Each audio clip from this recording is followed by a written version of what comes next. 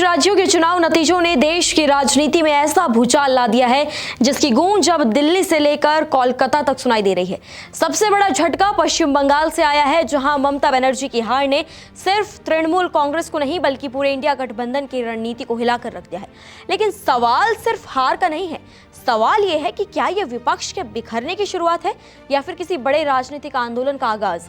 क्योंकि बंगाल की हार के बाद ममता बनर्जी ने 100 सीटों पर धांधली का आरोप लगाकर चुनावी प्रक्रिया पर गंभीर सवाल खड़े कर दिए हैं। और सबसे दिलचस्प बात यह रही कि राहुल गांधी ने तमाम पुराने मतभेद भुलाकर ममता के सुर में सुर मिला दिए। दरअसल ममता बनर्जी को इंडिया गठबंधन का सबसे मजबूत और आक्रामक चेहरा माना जाता रहा है। उनकी हार के बाद जिस तरीके से उन्होंने सीधे तौर पर बीजेपी और चुनावी व्यवस्था पर सवाल उठाए हैं, उसने सियासी तापमान को बढ़ा दिया है। उनकी राजनीतिक पकड़, जनाधार और भाजपा के खिलाफ उनका संघर्ष विपक्ष के लिए सबसे बड़ी ताकत माना जाता था। इस हार के बाद ममता ने सीधे तौर पर बीजेपी पर चुनाव में हेराफेरी का आरोप लगाया है। लेकिन असली हलचल तब मची जब राहुल गांधी ने खुद ममता बनर्जी को फोन कर उनका हाल जाना और उनके आरोपों का समर्थन करते हुए चुनाव आयोग और केंद्र सरकार को कटघरे में खड़ा कर दिया। राजनीतिक गलियारों में अब ये चर्चा तेज हो गई है कि इंडिया गठबंधन जल्द ही चुनाव आयोग और केंद्र सरकार के खिलाफ देशव्यापी आंदोलन छेड़ सकता है। यानी बंगाल की हार अब विपक्ष के लिए सिर्फ हार नहीं रही बल्कि एक साझा संघर्ष का नया मुद्दा बनती दिख रही है। इस संभावित आंदोलन की पहली झलक शुक्रवार को हरियाणा के गुरुग्राम में देखने को मिलती है। मौका था पूर्व सांसद बृजेंद्र सिंह की सद्भाव यात्रा का, लेकिन ये सिर्फ एक यात्रा नहीं रही बल्कि कांग्रेस के शक्ति प्रदर्शन में बदल गई। लोकसभा में नेता प्रतिपक्ष राहुल गांधी इसमें शामिल हुए और खांडसा चौक से लेकर एसडी स्कूल तक पैदल मार्च किया। हजारों समर्थकों की मौजूदगी में राहुल गांधी का ये रोड शो साफ संकेत दे रहा था कि कांग्रेस अब सड़क पर उतरकर संघर्ष का मूड बना चुकी है। जनसभा को संबोधित करते हुए राहुल गांधी ने एक बार फिर अपनी भारत जोड़ो यात्रा की याद दिलाई। उन्होंने ये तक कहा कि नफरत के बाजार में मोहब्बत की दुकान सिर्फ एक नारा नहीं बल्कि देश की असली भावना है।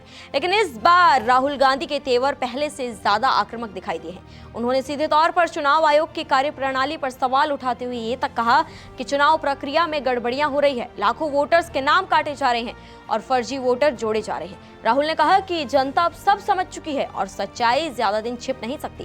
गुरुग्राम की इस यात्रा ने हरियाणा कांग्रेस में भी नई ऊर्जा भर दी। मंच पर भूपेंद्र सिंह हुड्डा, राज बब्बर, रणदीप सुरजेवाला, कुलदीप शर्मा और प्रदेश अध्यक्ष उदय भान जैसे बड़े नेताओं की मौजूदगी ने यह साफ जरूर कर दिया है कि कांग्रेस अब संगठन को फिर से सड़क की लड़ाई के लिए तैयार कर रही है। ये सिर्फ एक सभा नहीं थी बल्कि आने वाले बड़े सियासी संघर्ष का एक छोटा सा मामूली सा ट्रेलर था। दरअसल बंगाल की हार ने विपक्ष को एक ऐसा साझा मुद्दा दे दिया है जिस पर वो फिर से एकजुट हो सकता है। ममता बनर्जी और राहुल गांधी की नई नजदीकी कई बड़े राजनीतिक संकेत दे रही है। जो नेता कभी एक दूसरे से दूरी बनाए रखते थे, अब चुनावी धांधली के आरोपों को लेकर एक मंच पर आते नजर आ रहे हैं। सवाल यही है कि क्या ये जुगलबंदी बीजेपी के विजय रथ को रोक पाएगी या फिर ये सिर्फ हार के बाद का अस्थायी गठजोड़ साबित होगा। फिलहाल इतना जरूर तय है कि गुरुग्राम का ये पैदल मार्च सिर्फ एक झांकी थी। असली तस्वीर उस बड़े आंदोलन में दिखेगी जिसकी स्टोरी अब लिखी जा चुकी है। आने वाले दिनों में अगर राहुल गांधी और ममता बनर्जी एक साथ सड़क पर उतरते हैं तो देश की राजनीति में एक नया अध्याय यानी एक नया चैप्टर शुरू हो सकता है। अब सबकी नजरें तो जरूर इस बात पर टिक गई हैं कि क्या विपक्ष इस मौके को जन आंदोलन में बदल पाएगा या फिर ये शोर भी वक्त के साथ सियासत की भीड़ में कहीं खो जाएगा। आप क्या सोचते हैं इस बारे में? कमेंट्स में हमें अपनी राय जरूर दें। नमस्कार, मैं हूं मानक गुप्ता।